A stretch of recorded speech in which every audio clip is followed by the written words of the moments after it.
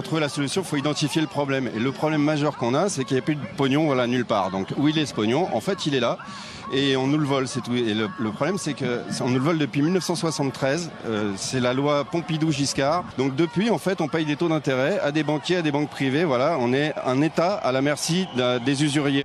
Macron n'est que la marionnette, en fait, du pouvoir de la finance et ne représente que le pouvoir de la finance. Et donc, ça serait ridicule, en fait, d'attaquer simplement Macron. On a le même ennemi, on a tous une nationalité française. Tu vois, même si on n'a pas l'origine française, on est tous nationalité française, on habite en France. Donc c'est notre pays. C'est le retour de la nation face au mondialisme. Exactement. Roi reclus dans sa bulle, dans la rue c'est la foule, gilet jaune.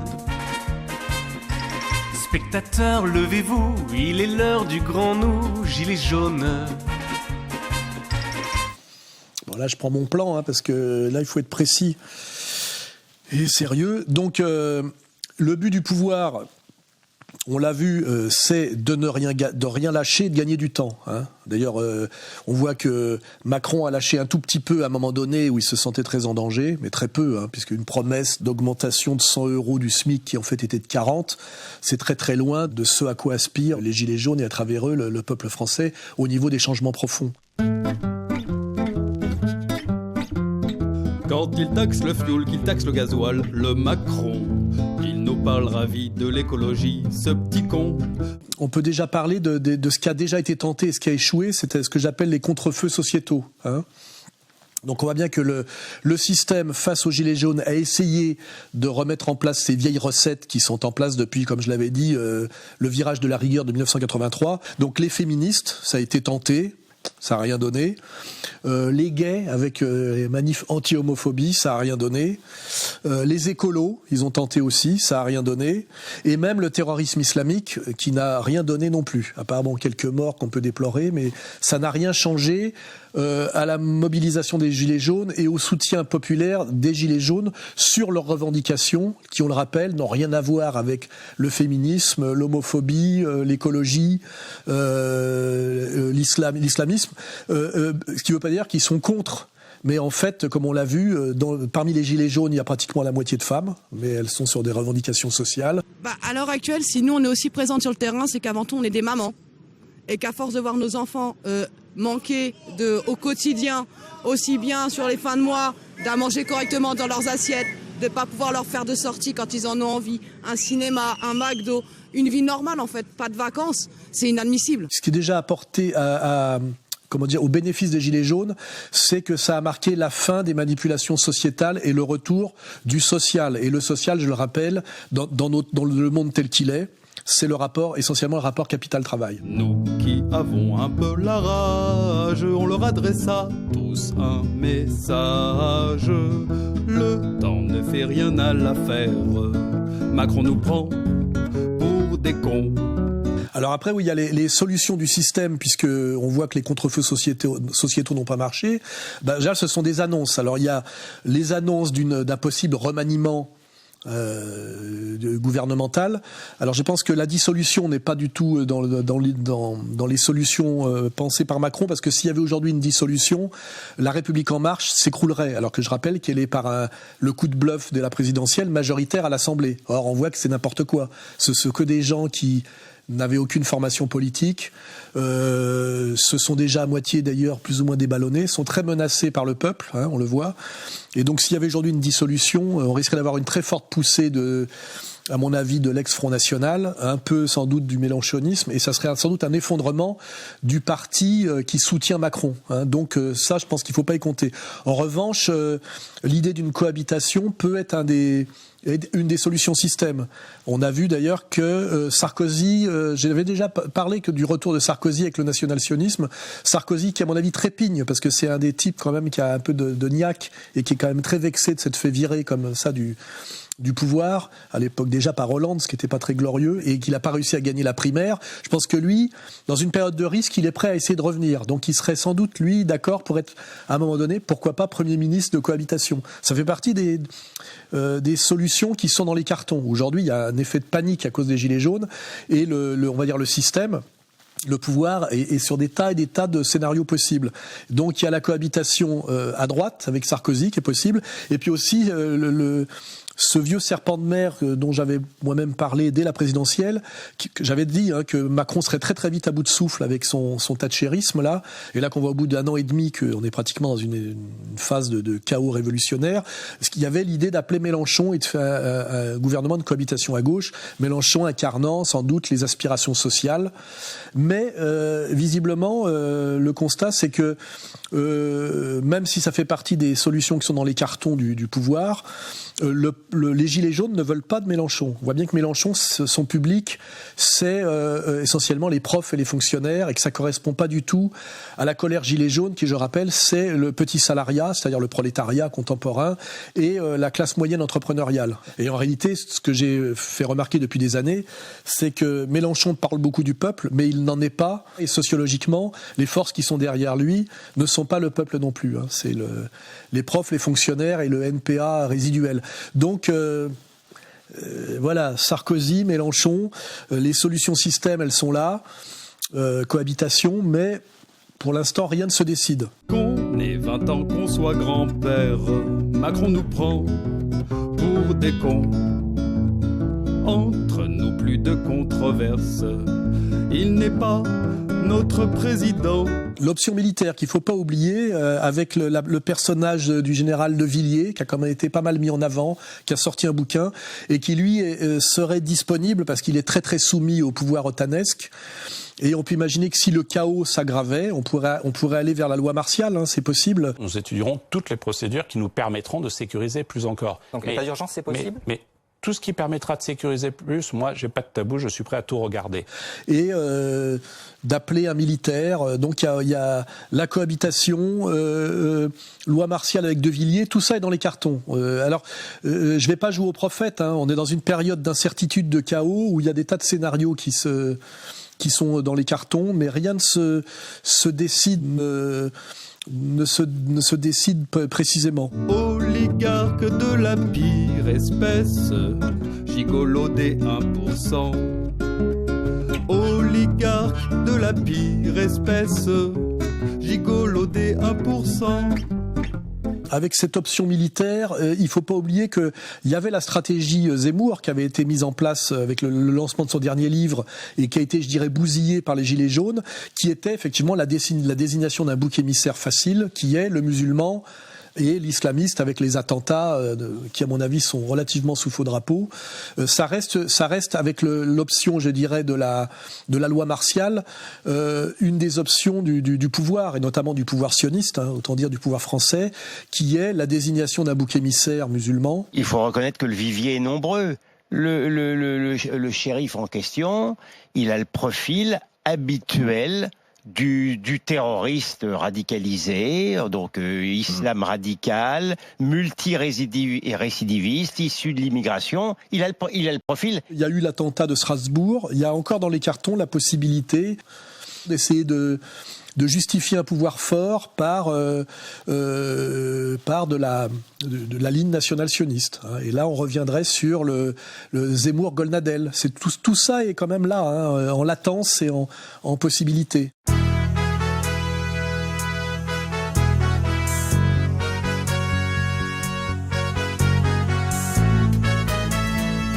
Dans les solutions système, il y a toujours l'idée gagner du temps, ne pas trop lâcher d'argent, puisque c'est ça le but du pouvoir. Les européennes qui sont là et de dire le dialogue va avoir lieu, la politique va à nouveau exister, on va rebrasser les cartes au moment des européennes. Et là, il y a l'option liste gilets jaunes aux européennes qui semble pas plaire aux gilets jaunes sérieux. Sur les européennes, on a vu effectivement qu'il y a des gens qui commencent à essayer essayer de monter des listes. Je peux vous dire que quand on prend la température des gilets jaunes sur les groupes de gilets jaunes, il y a un consensus très fort qui est contre ce type de proposition. Il y a quand même faire remarquer quand même une intelligence collective des gilets jaunes. Intelligence collective, c'est important, parce qu'individuellement, on y reviendra, c'est moins sûr.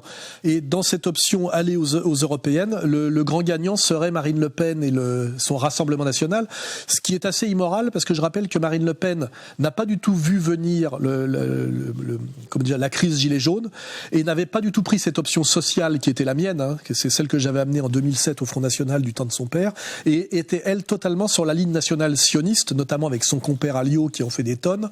Et je pense comme je l'ai déjà dit, qu'il serait assez immoral que ce soit Marine qui passe à la caisse, alors qu'elle avait tourné le dos au peuple social pour se soumettre entièrement au sionisme et aux manipulations nationales sionistes, avec cette désignation du bouc émissaire musulman par les manipulations du terrorisme islamique. Voilà. Donc, je pense que aux européennes, c'est elle qui passera le plus à la caisse, plus que Mélenchon et la France insoumise.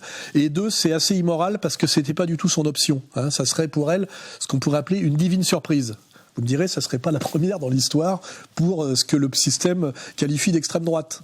Moi, je m'appelle Gilles, j'ai un pote qui s'appelle John, et on forme un duo de choc. Notre groupe, c'est les Gilets jaunes. Oui, alors ce qui est intéressant, si on continue la digression sur Marine Le Pen, c'est qu'au départ, elle a pris la succession de son père pour incarner l'opposition au système. Or, avec le chaos gilet jaune aujourd'hui, et compte tenu des positions qu'elle a prises et des alliances et de ses soumissions, dans l'esprit du système aujourd'hui, Marine Le Pen pourrait très bien devenir la sauveuse du système. On le voit d'ailleurs peut-être par l'évolution de son traitement journalistique et d'ailleurs de sa faible diabolisation. Et nous recevons une femme politique qui a déjà connu ce genre de tension. C'est la présidente du Rassemblement national. Bonsoir Marine Le Pen. Bonsoir. Est-ce que le harcèlement des élus de la majorité vous choque ? C'est un mauvais casting, c'est inquiétant pour la suite. Madame, est-ce que vous pourriez juste 2 minutes non, mais me laisser parfois je reprends terminer la parole parce que c'est pas une tribune non plus. Vous pouvez pas parler 4 minutes sans qu'on puisse vous relancer. Mais vous n'avez eu de cesse de me couper la non, parole. Là, je viens de vous laisser parler. Madame. Vous avez expliqué, donc je vous relance. Non, mais J'entends vos propositions. Est-ce que vous vous préparez à des élections anticipées ? Oui, nous nous préparons effectivement à des élections anticipées parce que je vais vous dire le fond de ma pensée. C'est-à-dire qu'elle pourrait à la fois être amenée au pouvoir sur une vague gilet jaune pour mettre en place, en fait, un système national sioniste. Qu'est-ce que vous faites des citoyens français d'origine arabo-musulmane qui vivent dans les territoires perdus de la République? Vous envoyez l'armée? Attendez, non, pas l'armée. Non, mais parlons de choses concrètes. Mais on n'a pas besoin d'envoyer l'armée. La police et la gendarmerie ont parfaitement les compétences pour régler les problèmes. Donc, il faut aller chercher les caches d'armes. Barre d'immeuble par barre d'immeuble. Exactement. Ce qui était prévu par Zemmour et relayé par Golnadel, elle est positionnée pour ça en réalité, bien plus que pour incarner, comment dirais-je, la colère légitime des Gilets jaunes. Donc ça, c'est une petite ironie un peu déprimante de l'histoire, c'est que finalement, à la fin, on pourrait voir Attali peut-être se réjouir et aider à la montée au pouvoir de Marine Le Pen, qui sauverait finalement le pouvoir oligarchique et sioniste. Nous sommes les Gilets jaunes, mieux que les Rolling Stones, plus faux que John Lennon. Parmi les solutions système, il y a ce serpent de mer aussi qui revient de la 6e République. On veut une 6e République, il y en a assez de la monarchie présidentielle dans laquelle nous vivons, et on voit à quelle absurdité ça conduit. Est-ce que vous êtes toujours d'accord pour que le président de la République décide de tout dans ce pays? Alors, je rappellerai que si De Gaulle a créé la 5e République quand il est venu, c'était pour sortir de l'impasse de la 4e République et du régime des partis et de l'impossibilité de gouverner sérieusement la France, et que la 5e République était un régime à forte dimension référendaire, puisque c'est la première fois que le président était élu au suffrage universel, et qui avait l'idée d'ailleurs de la consultation populaire sur les grands sujets. Je rappelle d'ailleurs que De Gaulle a quitté le pouvoir volontairement parce qu'il a été battu lors d'un référendum. Si je suis désavoué par une majorité d'entre vous, ma tâche actuelle de chef de l'État deviendra évidemment impossible et je cesserai aussitôt d'exercer mes fonctions. Le 27 avril, désavoué par le suffrage universel, De Gaulle s'en va. En mettant ses actes en accord avec ses paroles, le général fait la démonstration qu'il a une certaine idée de la démocratie. Dans la République de Charles de Gaulle, s'il est le monarque, le peuple est bien le souverain. Donc les gens qui attaquent la Ve République pour une Sixième République veulent revenir en fait d'une certaine manière à la 4e, parce que dans une période de domination mondialiste et sioniste, un président élu au suffrage universel, c'est-à-dire par une consultation, peut, s'il a la carrure, résister au nouvel ordre mondial. Et donc en fait, je pense que vouloir sortir de la Ve République et aller vers une Sixième République qui en fait serait un retour à la 4e, puisque ça attaquerait principalement ce principe d'un régime présidentiel fort, est en fait beaucoup plus une solution qui intéresse les mondialistes qu'une solution qui serait dans l'intérêt des nationalistes. Voilà. Donc méfions-nous toujours une fois de plus de Mélenchon et de ces fausses solutions soi-disant anti-système qui sont très souvent, on le vérifie d'ailleurs depuis toute son histoire, depuis tout son parcours, en fait des solutions les plus perverses et les plus subtiles du système. C'est d'ailleurs les Gilets jaunes avec un bon instinct se méfient de Mélenchon et ils ont raison. Je m'en moque, moi, de Mélenchon. Bah non. Moi, je sais ce qu'il est. Il est communiste. Il est socialiste. Ok. Oui, il est socialiste. Il revendique. Il n'a pas changé. Il n'a pas changé. Moi, je l'ai vu quand il a été frotté et ciré les pompes à Jospin pour avoir un petit secrétariat d'État à la formation. Ouais, mais il a changé depuis. Et à chaque fois, c'était le plus arrogant. À chaque fois qu'on faisait des propositions, vous, les communistes, c'est de la merde, vos amendements. Et aujourd'hui, il a changé, pourquoi? Les privatisations, qu'est-ce qu'il a dit? Il est resté dans son fauteuil, assis, il n'a pas dit « moi je suis à gauche, je m'en vais, je ferme ma gueule ou je m'en vais ». Donc Mélenchon, en fait, il veut profiter de vous? Bah c'est évident.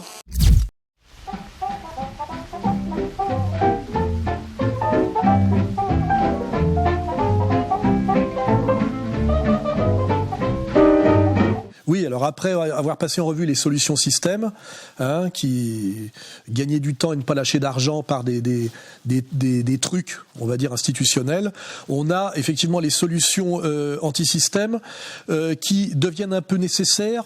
Déjà, si on rappelle en fait que tout ce qui ne fonctionne plus, bon, on a déjà dit les magouilles sociétales ne fonctionnent plus, et puis aussi les cramés de l'antisystème traditionnel. C'est-à-dire que là, il y a une nécessité de renouveler ce qu'on appelle l'opposition contrôlée. Parce que l'opposition contrôlée traditionnelle, c'est-à-dire les Besancenot, mais aussi dans le genre culturel, le Mathieu Kassovitz, les syndicats, la France insoumise, le cadavre du PS incarné par Hamon, tous ces antisystèmes du système, ce qu'on appelle l'opposition contrôlée, ne fonctionnent plus. C'est-à-dire que les Gilets jaunes n'en veulent pas. Et là, il y a la nécessité du renouvellement de l'opposition contrôlée. Et là, dans ce renouvellement de l'opposition contrôlée, on voit que le système, par la promotion médiatique, essaie de mettre en place deux types de personnages, de nouveaux personnages, que j'appelle les nouveaux gentils et les nouveaux crétins, qui sont d'ailleurs issus effectivement du mouvement Gilets jaunes, parce qu'il est nécessaire aujourd'hui d'aller les chercher chez les Gilets jaunes.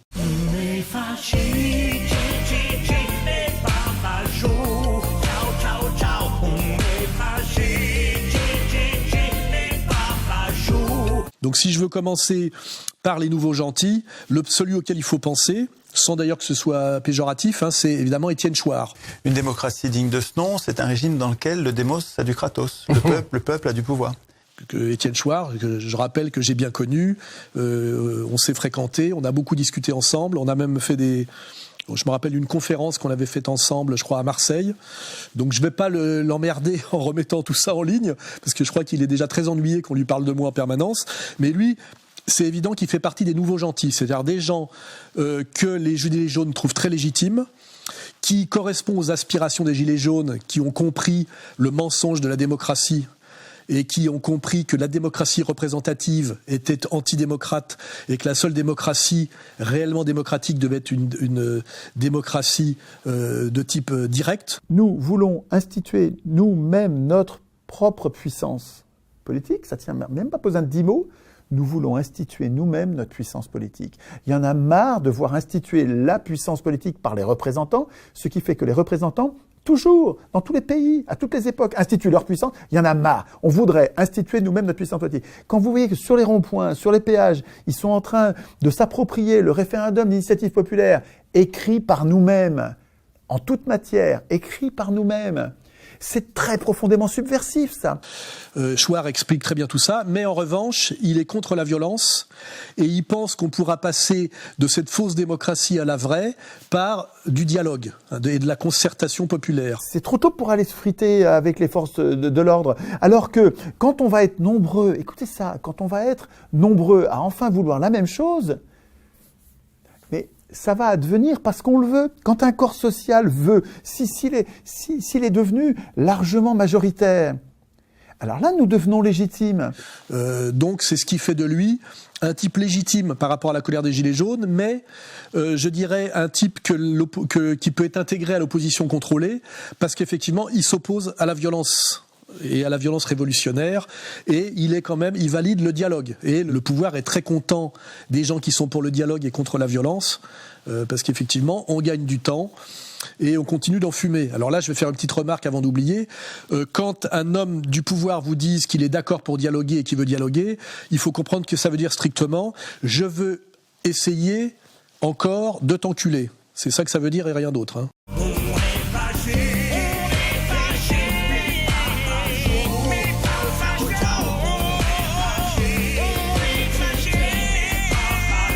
Alors dans les nouveaux gentils, on peut intégrer effectivement notre ancien camarade Vincent Lapierre, qui s'est séparé de nous au moment où il a compris qu'il pouvait intégrer la nouvelle opposition contrôlée des nouveaux gentils.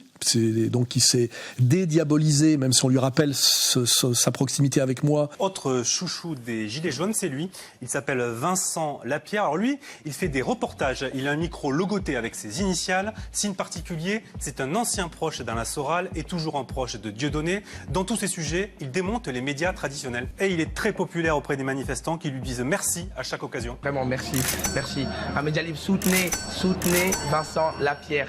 Je pense que lui pourrait, avec son nouveau média et sa manière gentillette d'aborder les sujets, d'être contre la violence et pour la transition douce, pourrait effectivement intégrer les personnages, ces nouveaux gentils de l'opposition contrôlée. Je pense que Lapierre a une carte à jouer.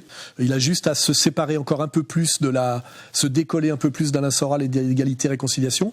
On peut lui faire confiance pour savoir le faire. Il a une certaine capacité de duplicité et de constance dans la duplicité, puisque j'ai découvert effectivement que pendant qu'il faisait sa thèse, son doctorat sur Chavez et la révolution bolivarienne en économie à Grenoble, il était parallèlement, pendant plus de 5 ans je crois, manager d'un McDonald's. Donc quand on peut mener à la fois le chavisme et McDonald's, je pense on a les qualités pour intégrer la nouvelle opposition contrôlée dans la catégorie gentil. Voilà. Donc Chouard, Vincent Lapierre et d'autres d'ailleurs qui pourront émerger et qui remplaceront notamment pour Lapierre très utilement Besancenot. Il a d'ailleurs aujourd'hui exactement le même look, hein. En fait, si on va jusqu'au bout, il renouvellerait le personnel du gauchisme. Ce sont arrêtés des nouveaux gauchistes, hein. Tu ne veux plus que les femmes avortent, mais veux rétablir la peine de morte. On veut le droit à l'euthanasie, t'es plutôt pour l'euthanasie.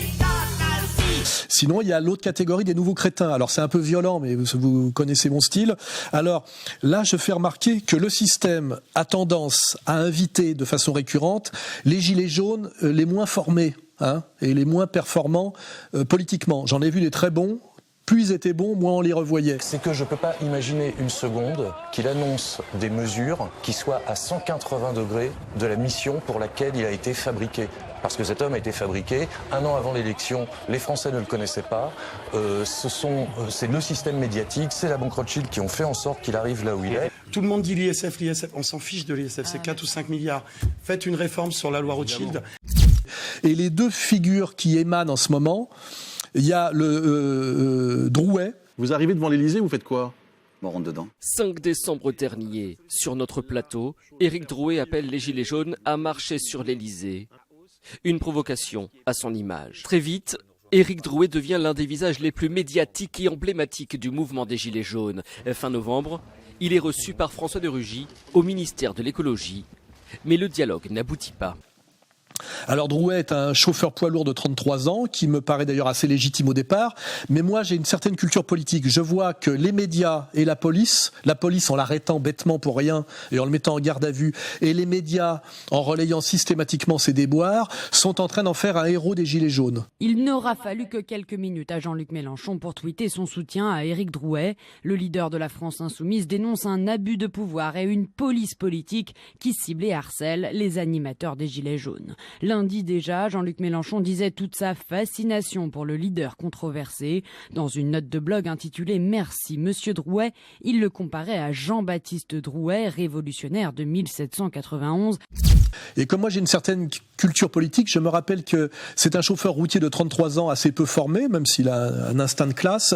Ça me rappelle l'époque où le système avait promu au moment de la grève des routiers un certain Tarzan. Début juillet, au dépôt d'essence de Gennevilliers, ce routier à la casquette rouge apparaît en quelques heures comme porte-parole.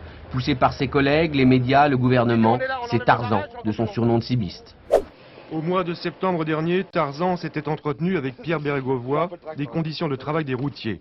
En sortant de son bureau, il était fier d'annoncer que le permis à 6 points était passé à 12 points. Le permis à 12 points, c'est mieux? C'est pas mieux. C'est pas mieux. Pourquoi? Ça n'a rien changé. Ils ont mis des points en plus, mais dès qu'il y a une faute, ils en enlèvent 2 fois plus. Alors ça sert absolument à rien. Quel bilan vous en tirez finalement de cette gloire éphémère liée à un mouvement que vous animez? Ah mais je regrette pas. Bon, on a eu quelque chose par le gouvernement, mais bon c'est tout. Il y a pas eu de victoire, il y a rien eu quoi. En fait, on gueule sur le coup, on nous entend et puis on nous met de la pommade dans le dos et puis une fois que c'est fini, on l'a dans l'os quoi. Voilà. Et je fais remarquer que le système, qui doit se défendre par tous les moyens, quand il renouvelle son opposition contrôlée, et que a tout intérêt, à coopter des gentils, évidemment, des gens qui sont contre la violence et pour le dialogue, et aussi des types qui n'ont pas le niveau politiquement. Et donc, je dis, méfions-nous de la surmédiatisation et de l'héroïsation forcée de ce Drouet, qui déjà, je fais remarquer, parce que ça c'est ce qui me permet de le penser, est revenu sur des tas de ses déclarations. Éric, pourquoi les journalistes disent que tu as voté FN? Mais qui a dit ça? J'aimerais bien savoir où ils disent que j'ai voté FN, sans le savoir. J'ai jamais dit que je voulais aller à l'Élysée pour tout casser, mais pour se faire entendre. C'est comme il y en a, ils vont me parler de Vincent Lapierre. Vincent Lapierre, moi, je juge que ce qu'il a fait sur nos actes. Le reste de ce qu'il a fait, j'ai pas regardé, ça m'intéresse pas au final. Je sais plus, on m'avait parlé de Soral, je crois, tout ça. Moi, je connais absolument pas tout ça. Je connais pas. Il n'avait rien à voir avec Soral et Dieudonné, qu'il n'était surtout pas antisémite. Enfin, d'un seul coup, il glisse dans la catégorie gentil. Voilà. Sans doute, il voit qu'il a peut-être un destin et ça le fragilise. Et il est en train de revenir sur tout ce qui faisait ses qualités premières. Alors l'autre dont j'ai pas parlé parce qu'il est encore plus grotesque, c'est l'espèce de rappeur, le slammer là, Fly Rider. C'est-à-dire que le curseur de BFM TV, c'est pro-politique Emmanuel Macron. Emmanuel Macron, il pense exactement l'inverse. Il en veut beaucoup à BFM d'être trop pro, d'avoir été trop pro-gilet jaune, d'avoir donné trop de force à ce mouvement. En fait, BFM, c'est l'ennemi de tout le monde. Donc finalement, est-ce que c'est pas l'ennemi de personne? BFM, en fait, c'est l'ennemi du gouvernement parce qu'ils ont beaucoup médiatisé la chose. Nous, c'est l'ennemi, entre guillemets, des gilets jaunes parce qu'ils l'ont médiatisé d'une mauvaise façon. Maxime Nicole. Alors lui, il se présente tout le temps avec la casquette à l'envers. C'est un gamin. Alors il découvre un peu comme d'autres les joies du youtubage et du vedettariat. Il fait des Facebook Live et lui aussi a dit que il savait pas qui était Soral et que ça l'intéressait pas et qu'il voulait rien avoir à faire avec Dieudonné. Non, j'ai pas envie d'être affilié ni à Dieudonné ni à Soral. Chouard, lui, est apolitique, donc ça m'intéresse. Soral, Dieudonné, personnellement, j'ai pas envie d'être en contact avec eux. Ça c'est marrant, des mecs qui se mettent dans la politique à 100% en se déclarant apolitique ou en déclarant qu'ils préfèrent Chouard à Soral parce que Chouard est apolitique. Non, Chouard est totalement politique. Ce qui veut dire apolitique, c'est je ne prends pas de risque politique en me donnant les moyens sérieux de la révolution sérieuse. Ce qui veut dire que déjà, en fait, ils sont sur le combat médiatique mais qu'ils ont déjà déserté en réalité le sérieux du combat politique. Moi, ce que je ferais remarquer à ce genre de guignol, c'est que quand on est réellement un révolutionnaire, on n'a plus de Facebook. Moi, on me l'a supprimé déjà depuis un moment. Lui, il l'a encore. Donc, il faut que les Gilets jaunes se posent ce genre de questions. Quand vous êtes réellement un opposant structuré et qui fait une critique réellement profonde des performances du système de domination, le système ne vous permet pas de parler et vous empêche de parler par tous les moyens. Ce qui est mon cas. Je l'ai expliqué déjà des dizaines de fois, je n'ai pas recommencé. Et donc, les guignols qui sont bien promus comme représentants de l'opposition par le système, c'est en général qui la représentent mal ou qui la représentent de plus en plus mal au fur et à mesure qu'ils sont médiatisés. Donc voilà, donc après les gentils, les crétins. J'ai vu des documents ce soir qui fait que je suis le deuxième Coluche, ça veut dire que je sais des choses ce soir qui peuvent faire en sorte qu'on essaye de me tuer. Je sais, je le sais, parce que sur 30 feuilles que j'ai vues ce soir, si vous envoyez une seule, ça déclencherait une guerre mondiale en même pas une mois. Aujourd'hui, on n'a plus le droit ni d'avoir faim ni d'avoir froid. Dépassé de chacun pour soi. Quand je pense à toi, je pense à moi. Parmi les dégâts déjà collatéraux là, du mouvement Gilets jaunes, il y a effectivement les cramés de l'opposition contrôlée traditionnelle, on les a passés en revue, et il y a aussi les victimes du showbiz. C'est-à-dire que ceux qui sont obligés de choisir aujourd'hui entre leur public et leur producteur. Et le cas le plus emblématique, c'était Dubosc. Bonsoir à tous. C'est un message qui s'adresse à tous ceux qui souffrent aujourd'hui. Je sais d'où je viens, j'ai bien compris. On a bien compris, nous les artistes, qu'il y avait un gros malaise. On va trouver quelque chose. On va tous ensemble faire quelque chose. Il s'est fait reprendre par la patrouille des producteurs qui, eux, se regardent plutôt du côté de Tel Aviv que du côté effectivement, de la France profonde. Il a craché à la gueule des Gilets jaunes. Vous voudriez pas être le parrain d'une émission qui serait consacrée aux Gilets jaunes ? Sûrement pas, non. Les Gilets jaunes, c'est du passé, monsieur. Vous êtes trop haineux, trop hargneux. À dégager. Et donc, ils n'avaient pas un bon fond à vouloir faire ce qu'ils voulaient faire ? Non ? Vous regrettez ce que vous avez dit, en fait ? Oui. Et je crois que ça lui coûte assez cher. Et ça, au moins, c'est une des choses sympathiques dans ce mouvement Gilets jaunes, c'est que les gens du showbiz sont bien pris pour ce qu'ils sont, c'est-à-dire d'éternels collabos du pouvoir, et du pouvoir oligarchique et inégalitaire, et que leur espèce d'engagement sociétaux, parce qu'ils sont toujours bien pour s'engager pour la misère quand elle est très très loin, loin, mais quand il s'agit de la misère nationale, de la misère de leur public, là, d'un seul coup, il n'y a plus personne. Oui, mais là, il y a de la répression policière, il y a des gens qui sont arrêtés abusivement. Et ça, c'est important parce qu'ils sont en train de casser le mouvement par rapport à ça. Et nous, on a besoin d'aide par rapport à ça parce que c'est c'est difficile d'intervenir dans ces cas-là parce que on va se mettre entre la police mais bien sûr, ce serait complètement, d'abord, c'est pas notre place. Non, mais voilà. Maintenant, trouver des choses. Je sais, ce qui est formidable, c'est qu'on vous entend. Parce que c'est bien de mettre le gilet jaune, mais si c'est pour faire style, ça sert à rien. En revanche, nous, on veut vraiment des actions. Effectivement, mettre le gilet jaune sur un rond-point ou quoi, moi, c'est pas ça. Vos amis. Mais il y en a quelques-uns, on en parle beaucoup, monsieur. Et donc, c'est très agréable de voir que parmi les nouveaux cramés, il y a aussi les types du showbiz, qui aujourd'hui sont en train obligés de choisir entre leur public et leur producteur. Et leur producteur leur laisse rarement le choix, donc ils choisissent pour leur producteur, mais ils perdent le public. Donc ça serait bien, c'est bien pour notamment pour Dieudonné, parce que Dieudonné, lui, a fait le choix inverse, je le rappelle, depuis des années. Il a choisi son public contre ses producteurs, qui l'ont violemment mis à l'amende, comme vous le savez. Et puis il y a aussi, parmi les cramés, les journalistes, dont je rappelle que j'ai été le premier à dire depuis des années qu'aujourd'hui, un journaliste, c'était soit une pute, soit un chômeur.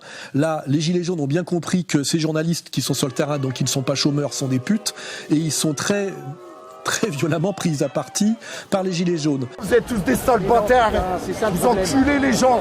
Vous devrez vous sentir en honte d'être complice de ça, d'un dictateur.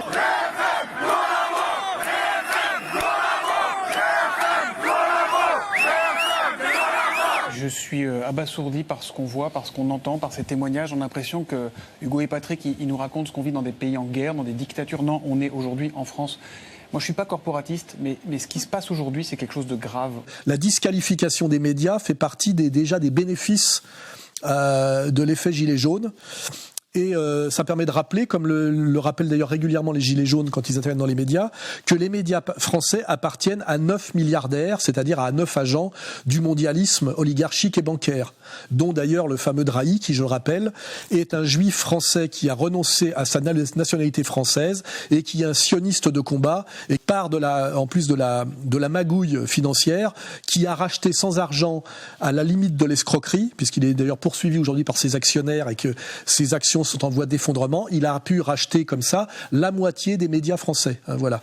Donc d'ailleurs, je rappelle, BFM TV, c'est un média israélien, comme Libération, comme ces gens-là me crachent à la gueule depuis des années, je rappelle que je me fais cracher à la gueule non pas par des médias français, mais par des médias d'occupation israéliens en France. Voilà.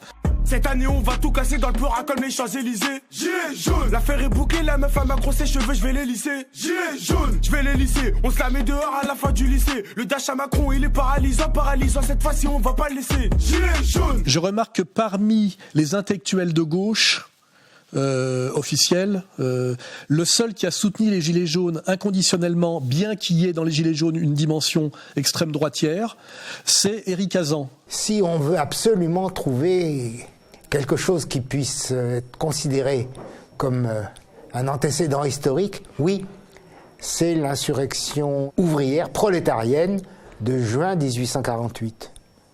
On n'en parle pas assez. Elle est occultée, elle est gommée dans les livres d'histoire, elle est gommée dans les mémoires.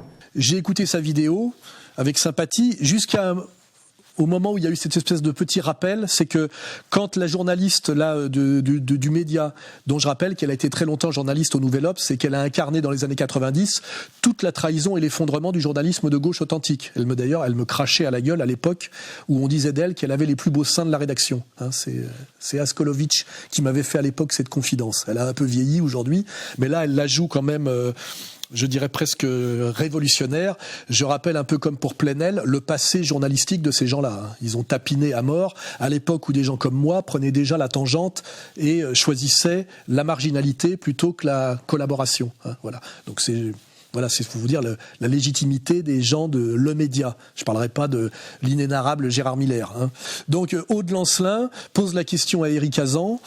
Que devons-nous faire ? Vous disiez à l'instant la présence supposée du Rassemblement national ou d'ultra de droite. On a défrisé plus d'un. Et là, sa réponse a été assez étrange. Et là, comment dirais-je, la petite lampe rouge s'est rallumée dans ma tête en disant « Alain, méfiance, méfiance, toujours méfiance quand il s'agit des gens de cette communauté ». Il a dit maintenant le travail que nous devons faire, c'est éloigner ces gens du Rassemblement national, donc du nationalisme, je dirais, populaire, légitime, pour ramener ces gens à nous. Ces anciens électeurs communistes qui ont décidé de voter Rassemblement national, est-ce que ce sont vraiment des crevures ? Non.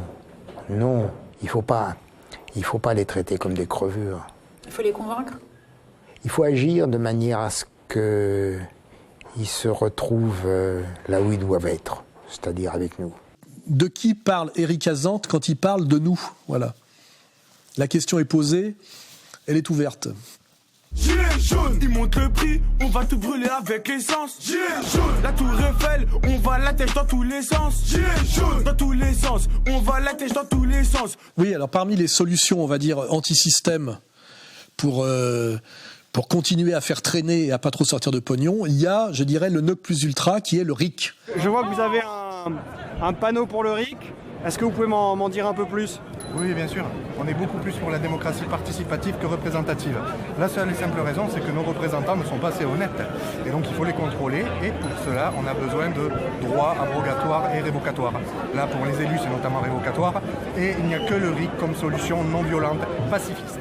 Alors on va déjà commencer à rappeler que ce référendum d'initiative citoyen n'est pas une nouveauté, qu'il existe au fondement même, je dirais, de la Ve République de Gaulle. C'est le référendum, la consultation du peuple par voie directe référendaire, et que ça s'appelle d'ailleurs au départ non pas RIC mais RIP, c'est référendum d'initiative populaire. On voit bien que quand on glisse de populaire à citoyen, c'est déjà une intervention gauchiste parce que populaire ça amène à populiste, donc c'est trop de droite.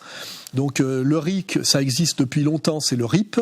Je rappelle que c'est depuis très longtemps dans le programme du Front National. Première chose, je demande la modification de la Constitution sur la base de l'article 11 pour établir l'élargissement du référendum et le référendum d'initiative populaire pour rendre la parole au peuple, pour que le peuple puisse exprimer sa volonté sur la Constitution, sur la possibilité d'établir des référendums de société et le référendum d'initiative populaire, c'est-à-dire court-circuiter en quelque sorte la classe politique et permettre aux Français, aux électeurs français de décider de leur sort.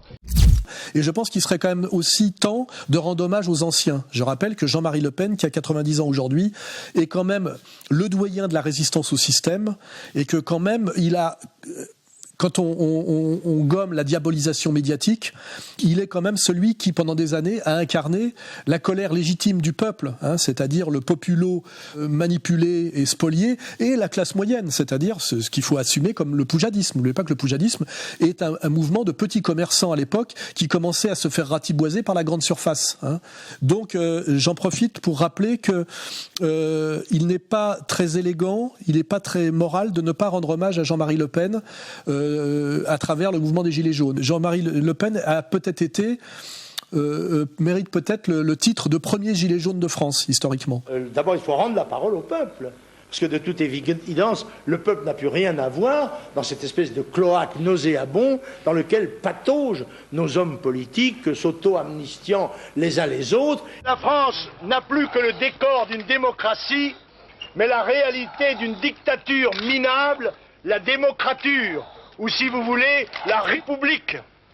Deuxièmement, le RIC n'est pas quelque chose de très nouveau. C'est dans le programme d'ailleurs je crois, de Mélenchon. C'est dans le programme de Marine Le Pen. C'est le recours au référendum pour essayer de ne pas être dans la démocratie représentative, mais dans la démocratie participative, puisqu'on a bien compris, et c'est l'excellent travail pédagogique de Chouard, que la démocratie représentative est antidémocratique en réalité et finalement une dictature déguisée. Le fait de désigner des maîtres au lieu de voter des lois est une imposture politique. Nous ne sommes pas en démocratie. En démocratie, nous voterions nos lois. Nous-mêmes, un homme, une voix pour voter les lois, pas pour désigner des maîtres. Le fait de nous imposer de désigner des maîtres est une supercherie. Ça donne un résultat plutocratique avec les riches qui dirigent depuis 200 ans.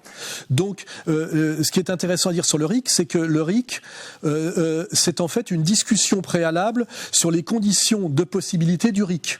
C'est-à-dire que grâce au RIC, on est parti sur 3 ans de discussion et de blabla sur comment le mettre en place et pour qu'il soit réellement très RIC. On l'a pas encore écrit, le texte. C'est-à-dire que c'est vous, sur les ronds-points, ou chez vous, dans des endroits plus chauds que les ronds-points, devez réfléchir aux modalités. Dans les modalités, on pourrait préciser que le RIC, il doit être à toute échelle, à toute localité, quel que soit le niveau qui est différent RIC.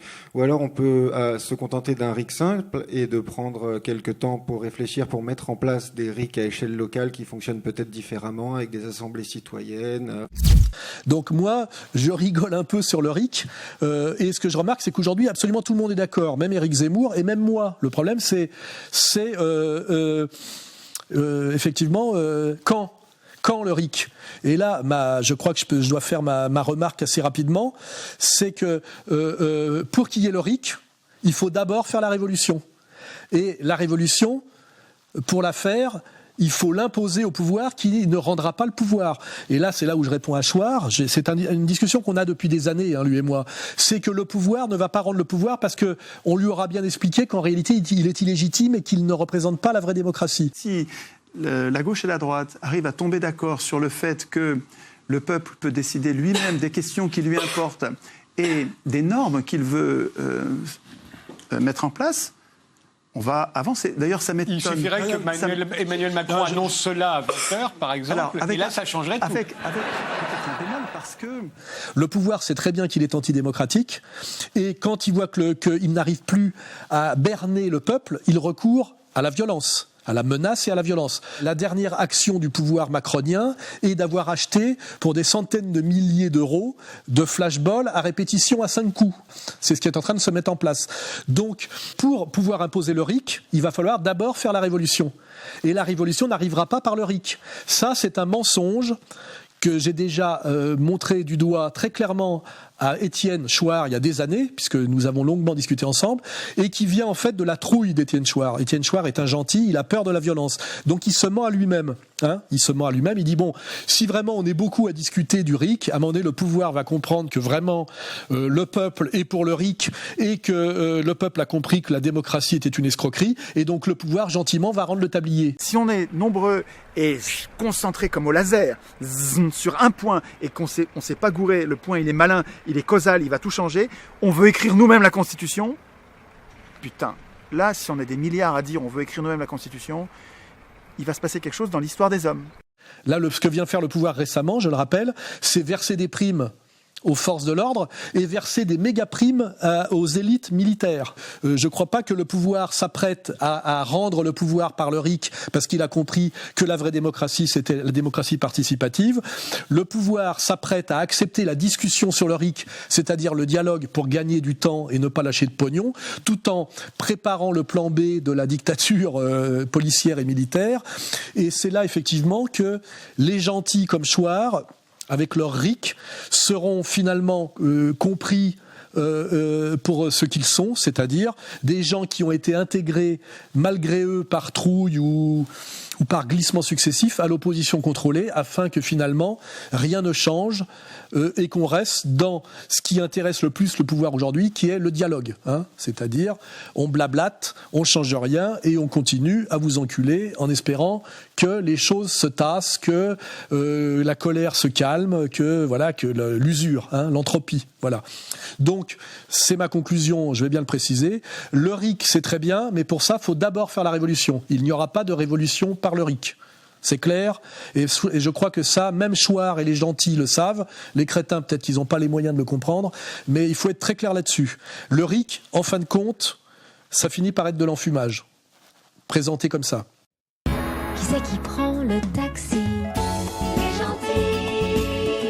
Et qui paye le carburant? Les méchants. Qui blablate sur LCI? Les gentils. Qui crie sa colère au champ? Les méchants. Ce à quoi on assiste en ce moment, c'est la validation par le pouvoir médiatique, donc le pouvoir politique, de certains représentants des Gilets jaunes, puisque finalement il émerge des représentants, à condition qu'ils déclarent qu'ils sont loin de Dieudonné, loin de Soral, évidemment pas du tout fascistes et bien sûr absolument pas antisémites. Je suis absolument contre le racisme, l'antisémitisme, l'homophobie. C'est évident, quoi. Je suis humaniste. Enfin, c'est incroyable que j'ai besoin de le dire.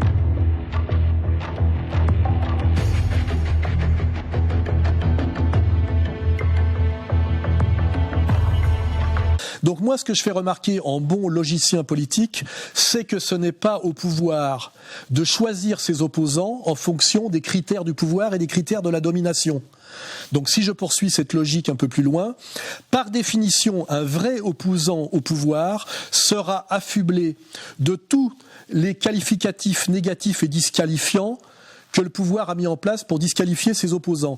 À savoir qu'un vrai opposant au pouvoir sera désigné par le pouvoir médiatique et politique comme machiste, homophobe, raciste et bien sûr antisémite. C'est les vidéos d'Alain Soral, c'est les vidéos de Dieudonné qui sont des vidéos de haine, des vidéos antisémites, racistes, et on oublie quelque chose, ce sont des vidéos homophobes, anti-femmes, on le voit dans le livre que vous écrivez avec lui, où Soral, qu'est-ce qu'il dit, Vous savez ce qu'il dit, Soral? Et que si, le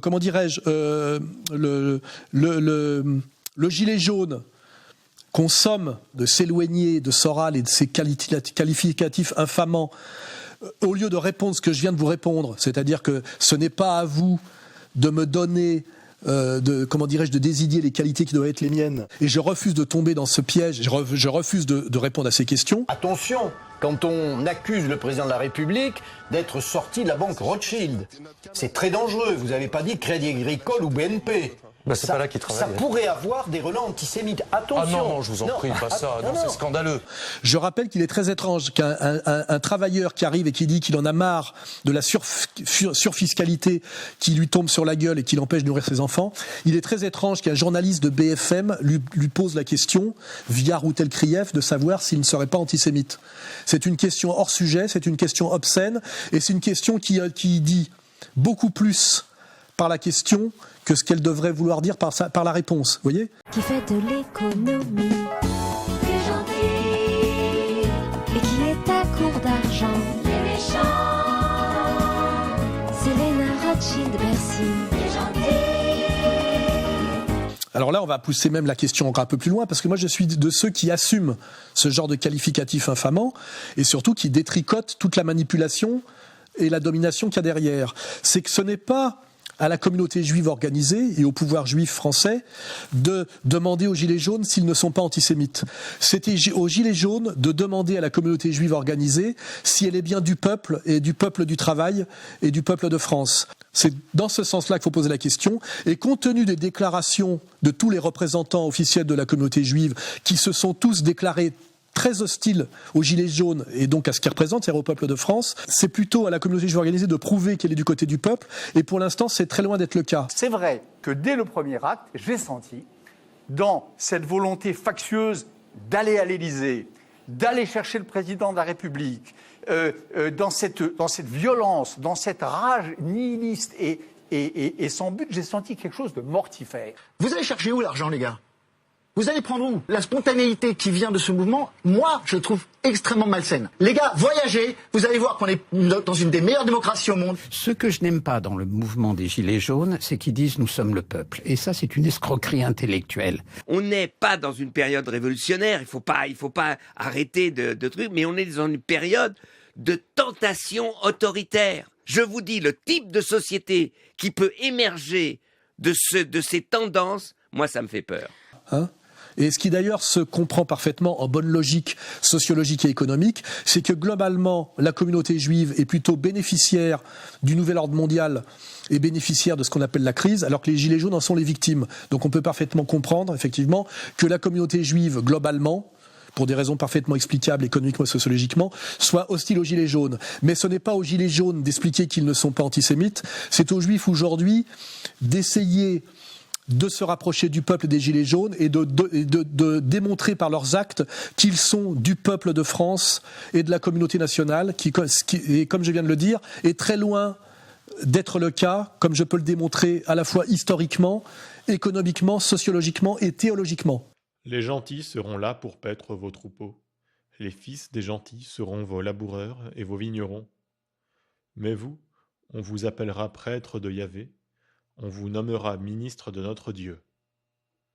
Vous mangerez les richesses des nations, et vous vous parerez de leur magnificence. Isaïe, chapitre 61. Pour qui t'as de l'antipathie, les gentils, qui fait 70%, les méchants. Donc là, je vais continuer mon dialogue avec Chouard sur le référendum d'initiative citoyen qui parle en permanence de la question centrale qui est de rendre le pouvoir au peuple. La question à laquelle ne répond pas Chouard, puisque je suis son travail, c'est qu'est-ce que le peuple ? C'est la question préalable. Qui est du peuple et qui n'en est pas ? Et donc là, c'est une question difficile à laquelle j'avais déjà essayé de répondre il y a quelque temps.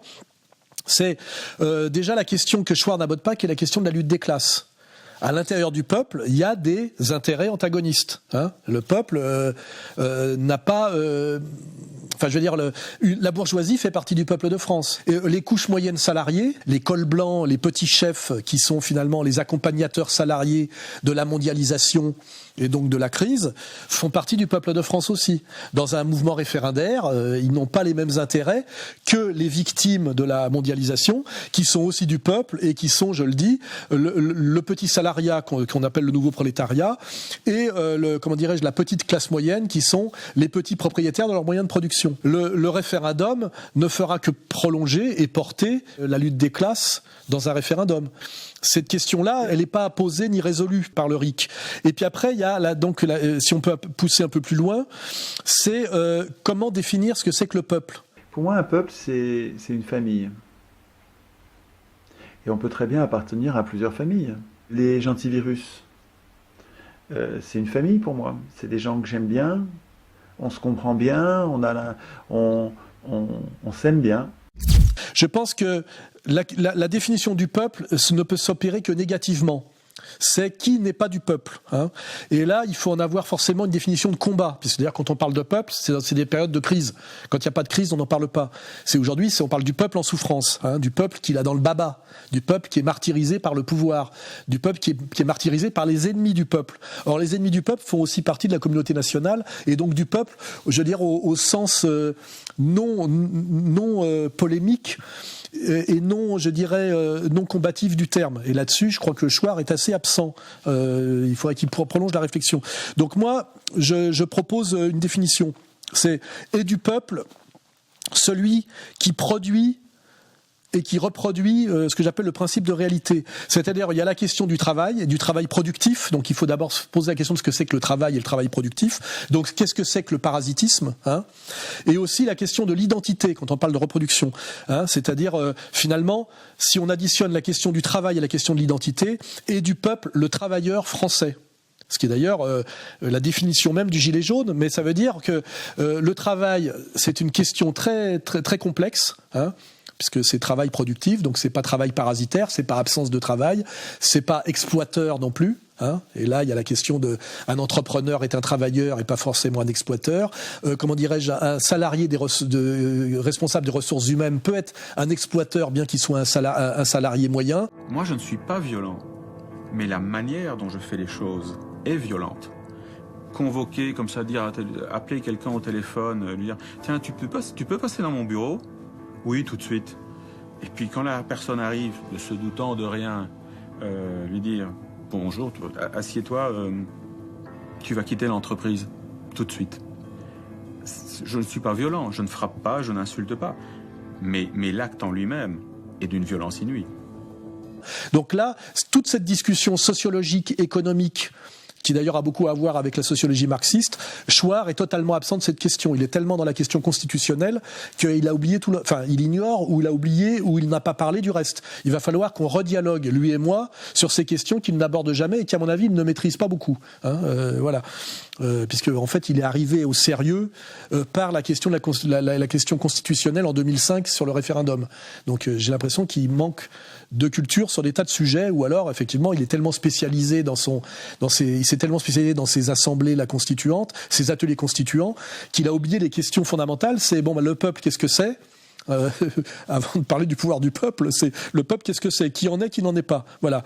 Donc le peuple, je pense moi que c'est le travailleur français. Hein, ce qui pose la question du travail et du parasitisme, et ce qui pose aussi la question, à travers la reproduction, de l'immigration et de l'oligarchie. Vous verrez que là, on arrive à des concepts assez précis. Donc ça pose la question du pouvoir bancaire et du pouvoir du CRIF. Vous verrez assez rapidement.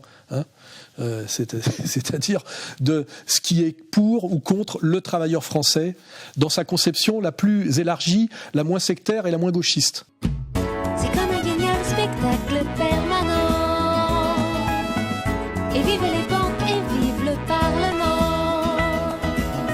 Le pouvoir médiatico-politique nous parle en permanence de sauver la République, respecter les fondamentaux de la République, ne pas porter atteinte à la République. La République a vu ses symboles attaqués. C'est pas moi qui ai été attaqué, c'est la République. Parce que c'est pas une question de bien ou de mal, c'est pas une question de leçon de morale, c'est une question de politique et de valeur de la République. Donc il va falloir revenir à la République française, c'est quoi ? Hein, c'est pareil, le peuple c'est quoi ? Première question. Deuxième question, la République française c'est quoi ? D'abord, je rappelle que la République française c'est la Révolution française. C'est-à-dire que c'est un changement brutal de régime qui commence par la nuit du 4 août et qui finit, comme moment symbolique et fondateur vraiment, par la décapitation du roi de France. Donc c'est la guillotine. Hein, voilà, c'est pas rien. Donc moi je veux bien qu'on revienne aux fondamentaux et aux fondements de la République. C'est même essentiel. C'est-à-dire qu'il va falloir ressortir la guillotine et il va falloir couper des têtes. Un pantin à l'effigie du président Macron, décapité. Cette vidéo provient des réseaux sociaux. Une manifestation organisée vendredi dernier par des gilets jaunes d'Angoulême. La tête coupée du roi est montrée au peuple, stupéfait, jeté en défi à tous les souverains d'Europe. La liberté ou la mort sera la devise de la République.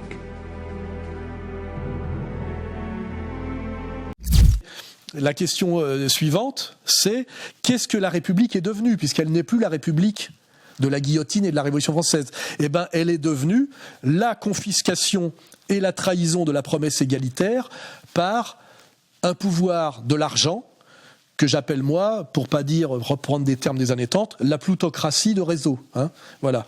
C'est le pouvoir de l'argent, donc le pouvoir bancaire, qui règne par la démocratie de marché et d'opinion. Et j'ai bien expliqué dans Comprendre l'Empire, c'est essentiellement, je le dis, le pouvoir de la banque par la dette et le pouvoir à travers la Déclaration universelle des droits de l'homme, finalement d'un certain peuple élu, par une destruction systématique du peuple national. La France, comme toute nation aujourd'hui, c'est un hôtel. Un hôtel. Un hôtel qui doit bien traiter ses employés, mais qui doit aussi être accueillant pour tous ses clients. Si je digresse, la République française, c'est l'esclavage salarial et fiscal par l'antinationalisme, le dumping social et le métissage. Ce qui nous amène, si on veut creuser encore, au plan Kalergi de 1925, au protocole de Barcelone de 1973-74 et récemment au pacte de Marrakech. C'est-à-dire soit à une oligarchie qu'on peut qualifier et qui se qualifie elle-même de peuple élu, qui règne sur des sous-hommes, c'est-à-dire des peuples qui ont été réduits à une sous-humanité, c'est-à-dire des ilotes, c'est-à-dire des gens sans attache historique, sans culture. Il n'y a d'ailleurs pas une culture française, il y a une culture en France. Et donc, corvéable à merci par le système de domination, à la fois par la production et par la consommation. Si je veux faire une remarque perverse, ce n'est pas si loin de la République athénienne, qui, je le rappelle, était une petite élite de propriétaires terriens armés qui régnait sur un immense aréopage d'esclaves et de métèques. Donc, de ce point de vue-là, il ne va pas falloir aller chercher nos références dans la République athénienne. Il faut lui couper la tête, aurait dit Danton, je crois. Si j'ai bien compris le concept, la révolution, c'est ça. On va aller encore un peu plus loin dans le sérieux pour aborder la question de la violence. Comme je l'ai déjà dit ailleurs, les catégories fondamentales de la politique sont la violence et la peur.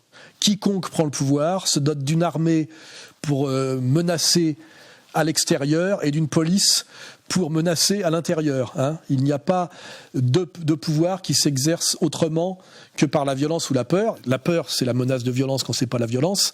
Et quand on n'exerce pas la violence directe, c'est parce qu'on contrôle la catégorie de la peur. Ce que je ne comprends pas, c'est qu'on ne donne pas les moyens aux policiers de mettre fin à ces violences. Enfin, c'est insupportable. Qu'ils se servent de leurs armes une bonne fois, écoutez, ça suffit. On a, je crois, la 4e armée du monde, elle est capable de mettre fin à ces saloperies. Il faut dire les choses comme elles sont. Petite remarque, depuis qu'on n'est plus dans un monde de croyances dans l'enfer et le paradis, dans le temps, le pouvoir pouvait régner en partie sur la peur de la damnation. Le pouvoir de l'Église pouvait s'exercer sans recours à la violence directe, parce que c'était une violence symbolique par la peur de la damnation. Rappelez-vous qu'à une certaine époque, le pape pouvait soumettre le roi par la menace d'excommunication. Dans le monde de la laïcité, le monde du matérialisme, le monde de la mort de Dieu, là on peut citer Nietzsche, la seule peur qui existe n'est plus la peur de la damnation, c'est la peur de la souffrance réelle, c'est-à-dire de la torture physique, et avant d'arriver à la torture physique et à la mise à mort, de tout ce que je subis moi et Dieudonné, c'est-à-dire toutes ces violences, d'abord symboliques, atteinte à l'honneur, puis après violence, on va dire démocratique, fiscale, judiciaire, puis agression physique, menace, etc. Donc voilà, tout ce que je subis moi et que ne subissent pas encore les leaders des Gilets jaunes et ce à quoi échappe Chouard par sa gentillesse, vous voyez, ou ce à quoi échappe aujourd'hui Vincent Lapierre en s'étant éloigné de Égalité et Réconciliation et du vilain Soral, qui, je rappelle, vous avez remarqué, est la frontière que les Gilets ne doivent pas franchir, les Gilets jaunes ne doivent pas franchir, s'ils veulent avoir le droit d'exister. Exemple, François Ruffin à l'Assemblée nationale, qui cite Étienne Chouard, c'est une bêtise, fallait pas le faire, c'est une erreur, faut le condamner. Non, moi j'ai dit que je n'étais pas d'accord, je pense que c'est une maladresse de François. Une maladresse. Oui, Chouard, parce c'est un proche quand même de Soral. On notera aussi la bonne opinion qu'il a d'Alain Soral, l'idéologue d'extrême droite qu'il qualifie de courageux. Vous aviez quand même déclaré avoir trouvé des qualités des personnalités comme Thierry Meyssan, Jacques Cheminade ou Alain Soral, dont on connaît les orientations. Vous avez remarqué que systématiquement, la question est posée à tous les représentants des Gilets jaunes de savoir s'ils se tiennent loin de Soral et de Dieudonné. C'est quand même ce qui prouve bien que ce qui fait peur au pouvoir, ça serait du gilet jaune soralisé. Ce qui est très intéressant parce que tout se comprend toujours de façon hegelienne négativement. Hein. Je n'irai pas plus loin. Réfléchissez, voilà. Il faut leur couper la tête, diraient les gens d'autrefois. On n'a plus le droit, c'est bête.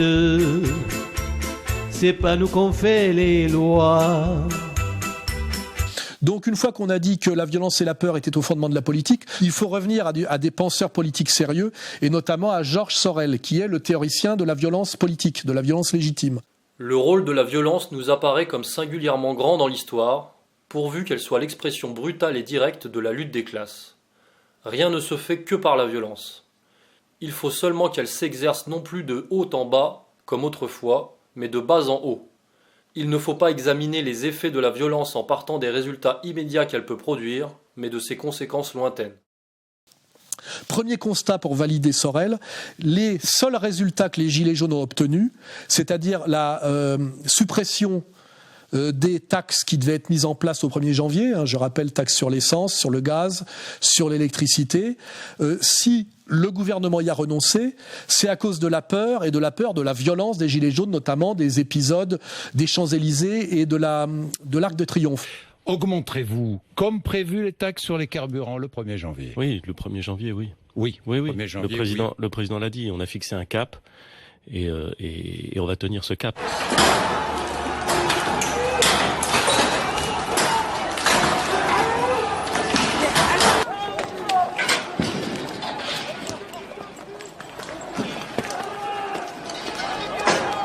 L'intérieur du monument n'a pas non plus résisté aux casseurs.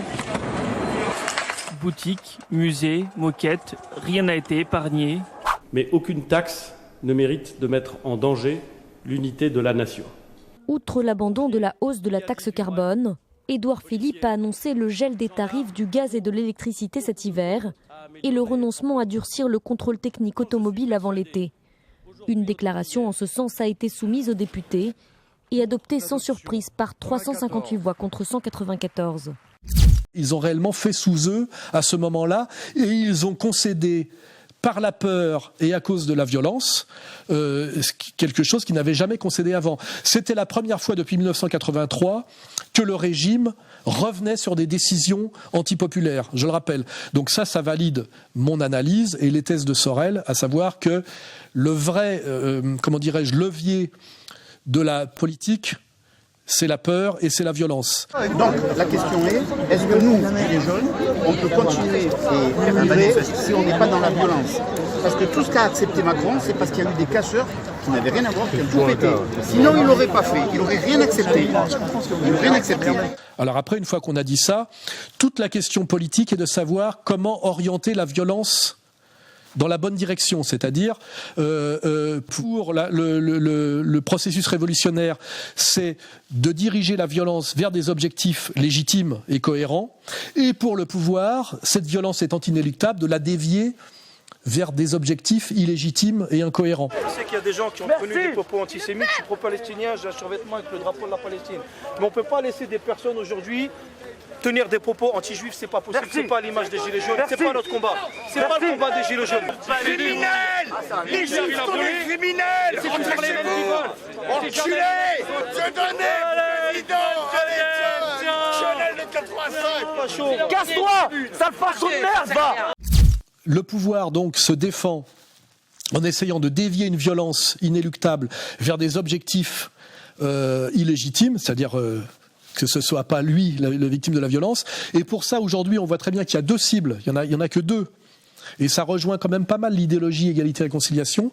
Il y a effectivement le bouc émissaire musulman, c'est-à-dire l'immigré décrété dangereux islamiste, et le fasciste, c'est-à-dire le nationaliste non-sioniste. Disons-le clairement et sans vouloir généraliser, derrière les gilets jaunes, il y a des gilets bruns. On voit ici Hervé Ryssen, antisémite condamné à plusieurs reprises. On va voir Yvan Benedetti faire le coup de poing contre des antifas. Benedetti, ancien militant du Front National, exclu du FN. Et qu'on a bien compris aujourd'hui que le gilet jaune acceptable serait le gilet jaune gentil ou crétin qui va vers le dialogue sur le RIC éternellement repoussé.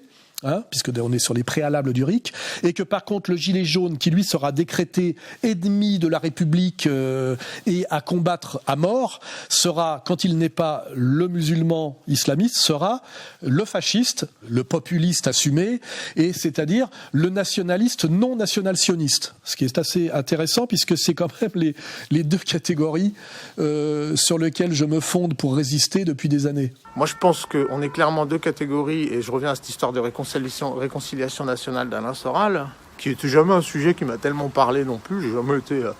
j'aime bien Soral pour plein d'analyses, mais ça me semblait pas tellement important. Et pourtant, là, je dois avouer que les événements, là, lui donnent raison, quoi.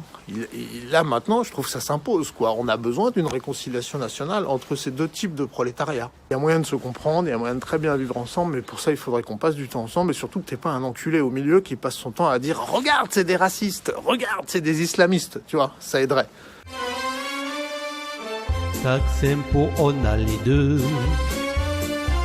rien pour nous et tout pour eux. Prime et bosse, pauvre gueux. Alors, si on poursuit en s'appuyant sur Sorel, qui, à mon avis, est l'auteur actuel qu'il faut lire, c'est la violence légitime est au cœur de la politique et qu'il n'y a pas de changement politique sans violence et que cette violence doit être simplement intelligemment exercée. Et quand elle est intelligemment exercée, elle est parfaitement légitime et nécessaire.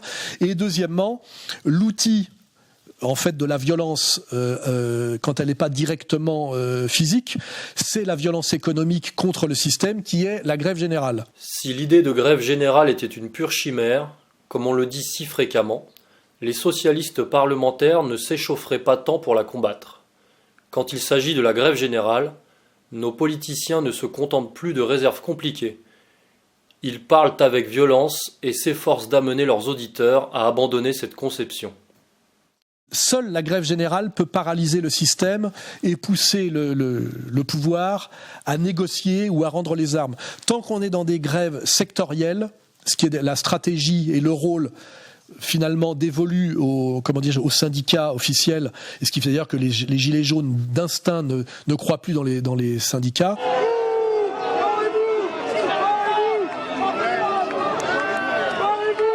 Tant qu'on est dans de la grève sectorielle, ça ne gêne pas le pouvoir.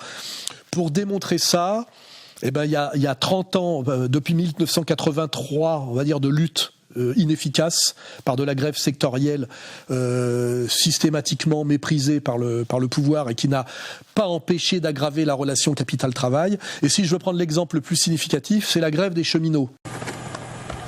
Ce matin, pas question de laisser passer le train. Il y en a très peu, moins d'1 sur 5 en région parisienne.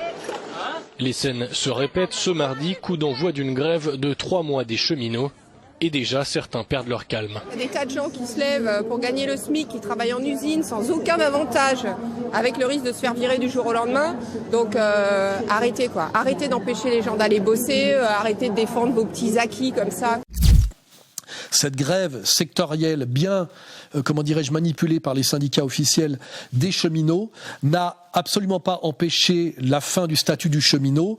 Et le seul rôle qu'ont eu ces grèves en général qui touchaient à la défense de la fonction publique et de ce qui reste de l'État-providence, d'ailleurs voulu par De Gaulle en collaboration étroite avec le Parti communiste, c'est ce qui a fait les 30 Glorieuses, ces grèves sectorielles de fausses et de mauvaises défenses du secteur public, notamment la grève des cheminots, n'a conduit que le peuple français, c'est-à-dire le peuple du travail, à vouloir finalement la fin du service public. Alors que la mobilisation des cheminots entre dans son 11e épisode de grève, la réforme de la SNCF semble s'ancrer dans l'esprit des usagers.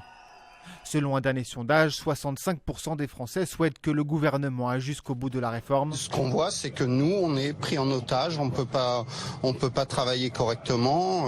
Puisque effectivement les seules victimes de la grève des cheminots ne sont pas les élites qui ont accès aux avions et aux hélicoptères, ni le personnel politique qui a accès aux voitures de fonction et aux chauffeurs, ni les médiatiques de haut vol qui touchent des sommes faramineuses et qui ont le défraiement par la note de taxi. Ça n'a touché que l'usager moyen.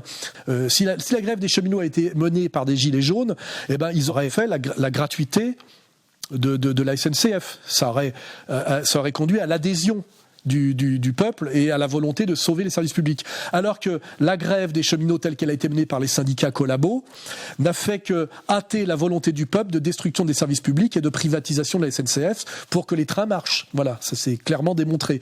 Et je fais remarquer d'ailleurs que le patron de la CGT, là, qui s'appelle Martinez, a bien montré qu'il était un jaune et un briseur de grève, puisqu'au moment des actes des Gilets jaunes qui se passaient le samedi, Martinez a mis en place une manif CGT le vendredi pour essayer effectivement d'amoindrir et de diviser les grévistes. Si la CGT appelait une grève générale, par exemple, une grève ça générale, ne marcherait pas. Pourquoi ça ne marcherait pas ? Parce qu'on peut...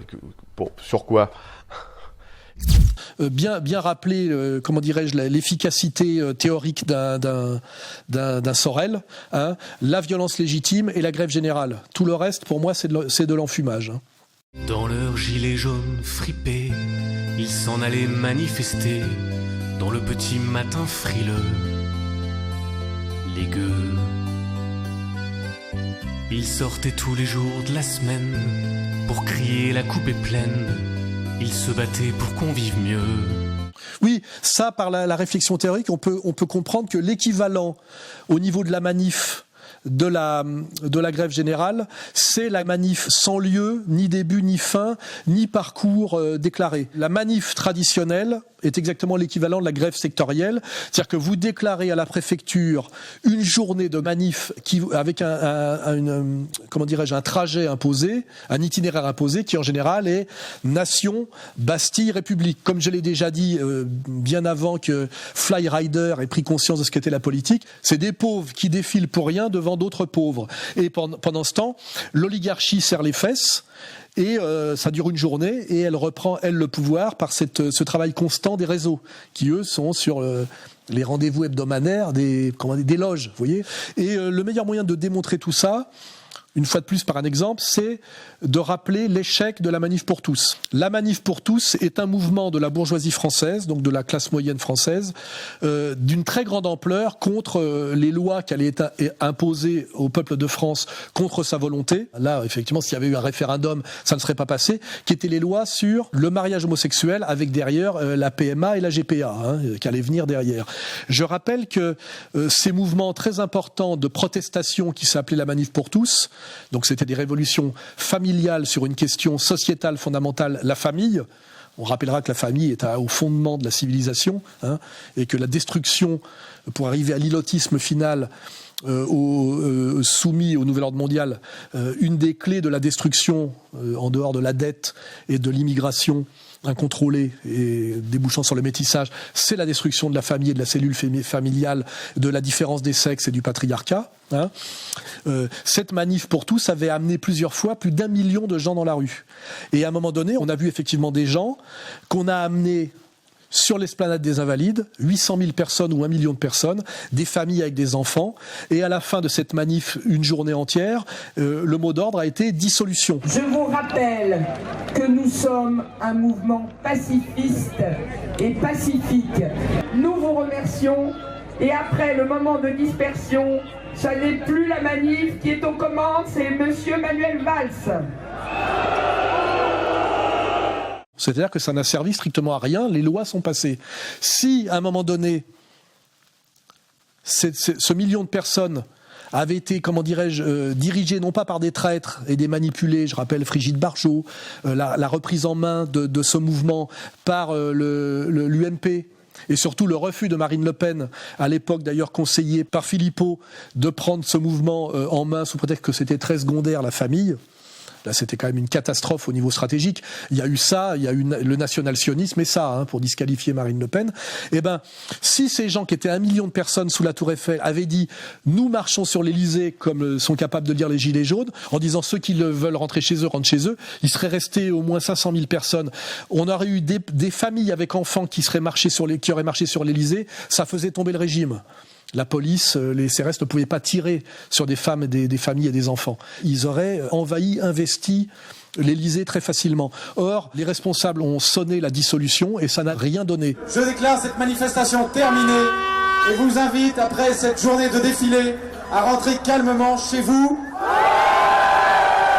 Si ce mouvement très important de la Manif pour tous avait lu Sorel, et peut-être Soral aussi, déjà les choses auraient bougé. Donc maintenant, je dis aux gens qui aujourd'hui incarnent le mouvement de la Manif pour tous, notamment Poisson et qui est à la tête de ce mouvement, rallier les Gilets jaunes sur le thème cohérent et concordant de la défense de la famille. Et si aujourd'hui on additionne les Gilets jaunes et la Manif pour tous, je ne sais pas si vous voyez l'alliance de thèmes et de catégories sociales. On a la bourgeoisie qui défend la famille, le peuple de France qui défend le travail. Tout ça, c'est vraiment le peuple tel que Chouard l'a pas encore conceptualisé. Et que si ces gens-là décident de tous se retrouver dans la rue et de marcher sur l'Élysée, le régime politique tombe. Voilà. C'est clair et net. Donc là, c'est un petit conseil que je donne à Poisson et aux gens qui travaillent avec Poisson. Relancer la Manif pour tous, c'est le moment de le faire, avec des Gilets jaunes, le jour des Gilets jaunes.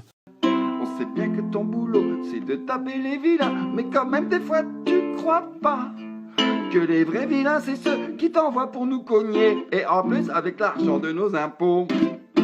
Alors oui, la dernière question, effectivement, qui est très sorélienne, de la violence nécessaire, légitime, bien orientée, pour que ça débouche sur une révolution, parce que le but aujourd'hui, c'est quand même de faire la révolution. Voilà. C'est le ralliement, en dernière instance, des forces de l'ordre et des forces de maintien de l'ordre, c'est-à-dire de la police et de l'armée. S'il n'y a pas ça, on va vers le bain de sang. Alors, je veux dire, ça arrive, mais effectivement, pour échapper un peu à un moment de violence trop intense, il faut ce basculement. Je rappelle que la révolution d'octobre, c'est très vite le ralliement des forces de l'ordre et de maintien de l'ordre à la révolution. Cette nuit-là, dans les casernes de Petrograd, la fièvre monte. La plupart des soldats sont des paysans, des artisans ou des ouvriers, contraints par la guerre de servir sous la bannière du tsar. Choqués d'avoir dû tirer sur leurs frères, ils se mutinent et rejoignent, l'un après l'autre, le camp des insurgés. C'est ça qui fait que la révolution réussit. En 1905, elle échoue parce que, à cause de la manipulation du pop Gapon, le pouvoir, c'est même pas le tsar d'ailleurs, malheureusement il se fait avoir dans cette histoire, tire sur la foule. Tout avait commencé par la débâcle de l'armée russe contre l'armée japonaise. Cette défaite stupéfia le pays et affaiblit l'autorité du tsar. Des grèves éclatèrent à Saint-Pétersbourg contre les conditions de travail insupportables, et le dimanche 9 janvier 1905, des ouvriers décidèrent de se rendre en famille devant la résidence du tsar pour lui demander justice et protection.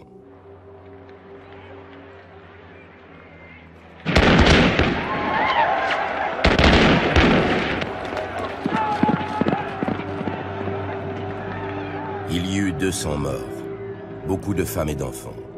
En 1905, la révolution échoue. En 17, elle réussit. Pourquoi ? Parce qu'effectivement, les forces de l'ordre, l'armée et la police, passent du côté des forces, du mouvement et des forces révolutionnaires. Voilà. Donc, pour qu'il y ait une révolution, il faut qu'il y ait tout ça. Si ça a basculé, c'est parce que l'armée a lâché Ben Ali. Or, l'armée, c'est une structure organisée. Moi, je n'ai pas la réponse, mais pourquoi l'armée, à un moment donné, est passée de l'autre côté, du côté du peuple ? Ça, c'est une question politique qu'il faut se poser, parce que c'est là que ça s'est joué. Si l'armée avait suivi Ben Ali, il y aurait eu un bain de sang et tout serait rentré dans l'ordre après 15 jours. Internet, c'est bien, mais ça ne remplace pas les fusils mitrailleurs. Internet, bien basculé. Précisément.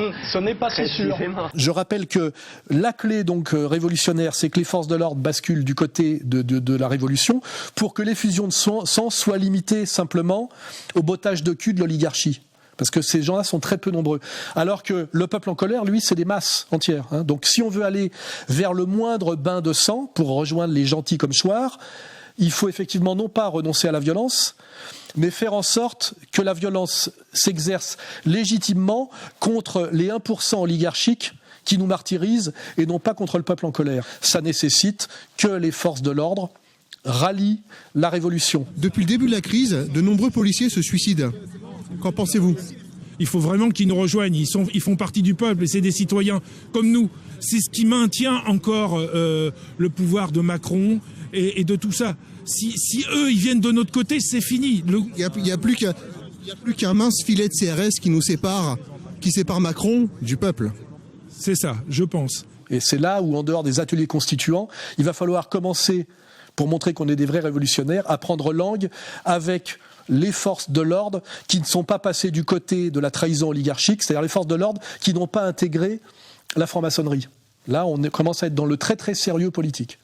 Antisémite, antisémite, antisémite, antisémite, tu es partout, tu es le monde, tu es le Palestinien, antisémite, antisémite, antisémite, antisémite. Le pouvoir du peuple, c'est la révolution, puisqu'effectivement pour l'instant c'est un pouvoir antipopulaire, et que cette oligarchie antipopulaire ne rendra pas le pouvoir parce qu'on leur a expliqué qu'elle est illégitime, elle le rendra par la peur et par la force, et donc cette révolution se fera par l'alliance du prolétariat, ce qu'on appelle le petit salariat, c'est le nouveau prolétariat, et la classe moyenne entrepreneuriale, qui n'est pas d'ailleurs ce qu'on doit appeler les couches moyennes salariées, qui eux sont les capots, les petits chefs en col blanc. C'est important de bien comprendre que le terme classe moyenne employé par les sociologues et les médiatiques sont un enfumage, parce qu'ils additionnent deux catégories de gens strictement opposées, c'est-à-dire la classe moyenne entrepreneuriale qui est victime de la crise et de la mondialisation, et les couches moyennes salariées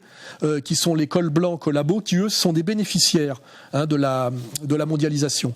Donc la révolution se fera par l'alliance du prolétariat, petit salariat et de la classe moyenne entrepreneuriale, qu'il ne faut pas confondre avec les couches moyennes salariées, et contre l'oligarchie mondialiste. Et ça, c'est ce que l'oligarchie mondialiste appelle le fascisme. Voilà. Donc il va bien falloir aussi se débarrasser de la manipulation par les mots. Et ce fascisme est systématiquement décrété aussi antisémite. Donc il va falloir se libérer du fascisme et de l'antisémitisme, qui est un combat sémantique, je le rappelle. Il n'est pas question de sombrer dans le fascisme ou l'antisémitisme. Il est question de se libérer, comment dirais-je, de la domination que l'on subit par une manipulation sémantique. C'est-à-dire, il y en a marre du fascisme et de l'antisémitisme. Voilà, il y en a marre. Il y en a marre de cette menace que le système fait peser sur nous, de cette menace disqualifiante par un combat des mots. Je rappellerai cette phrase de Staline, le mot chien ne mord pas.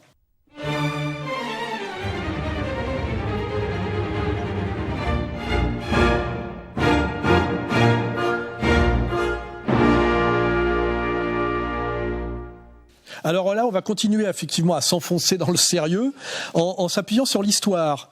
Parce que moi, j'ai entendu l'argument de Chouard qui me dit vous me dites que finalement la démocratie directe, c'est-à-dire non pas représentative mais participative intégrale, ce n'est pas possible parce que ça n'a jamais existé.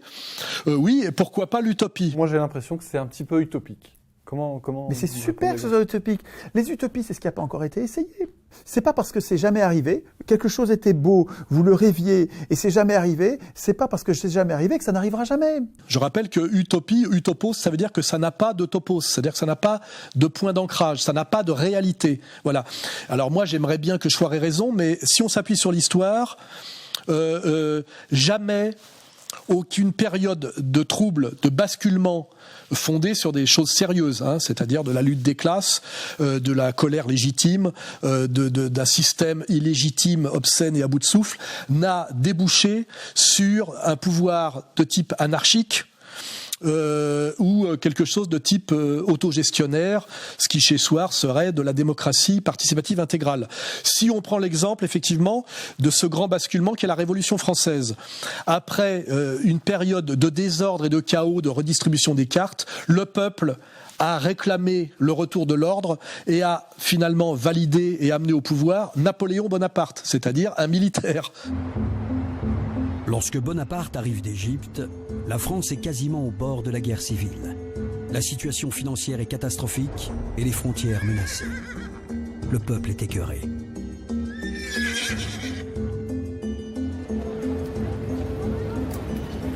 En débarquant d'Égypte, il débarque à Fréjus, il traverse toute la France et il est accueilli en héros et en sauveur de la République.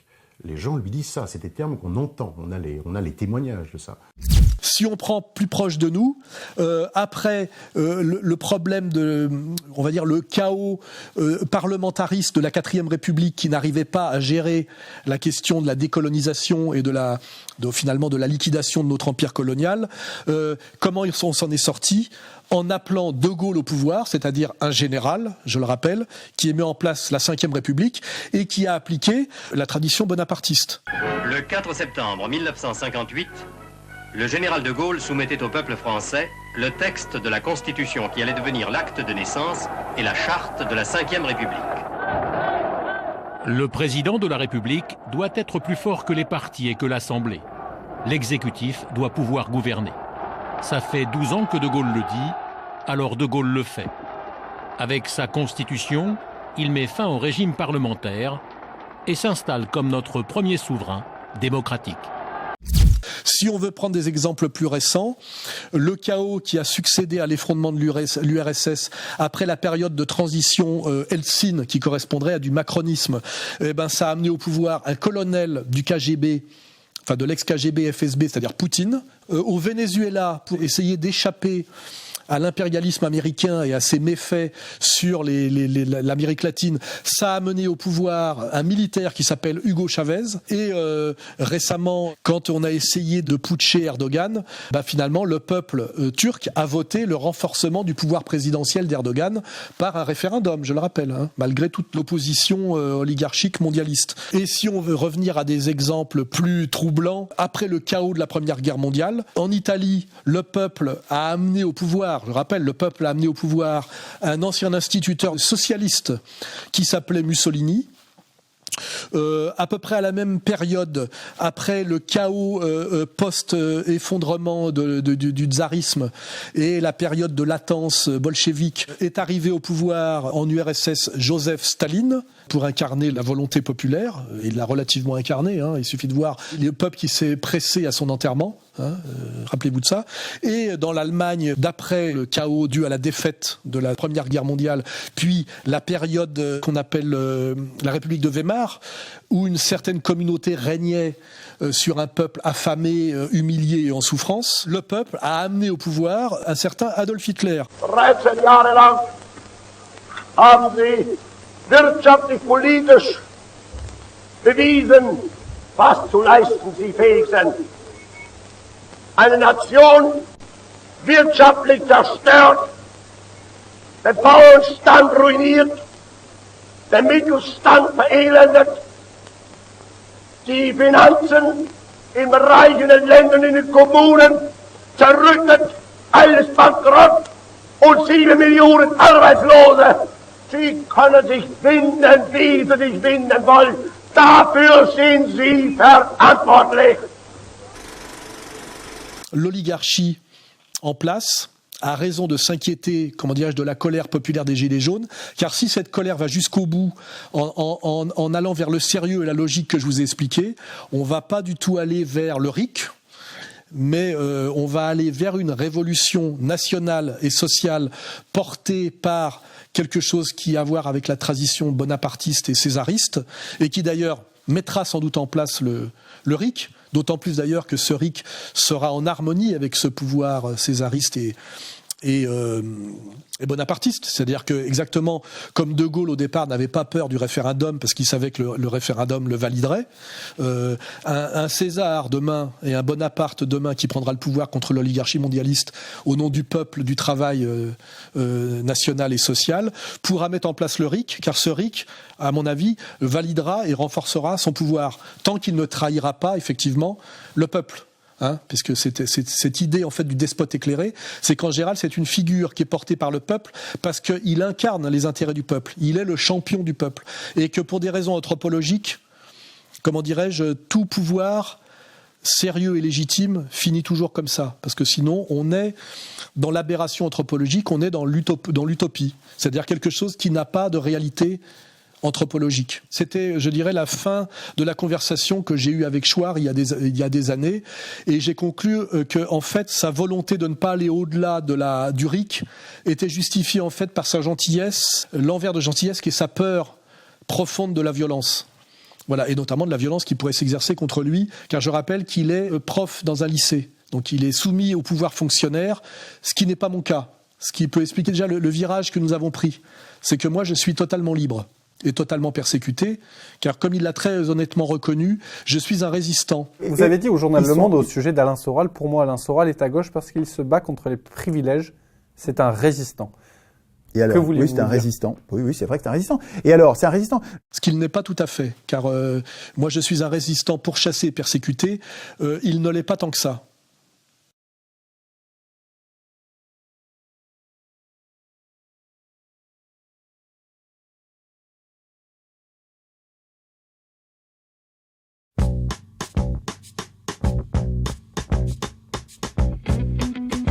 Pour approfondir encore toutes ces questions, je vous conseille la lecture ou la relecture d'Abécédaire de la bêtise ambiante et de Comprendre l'Empire.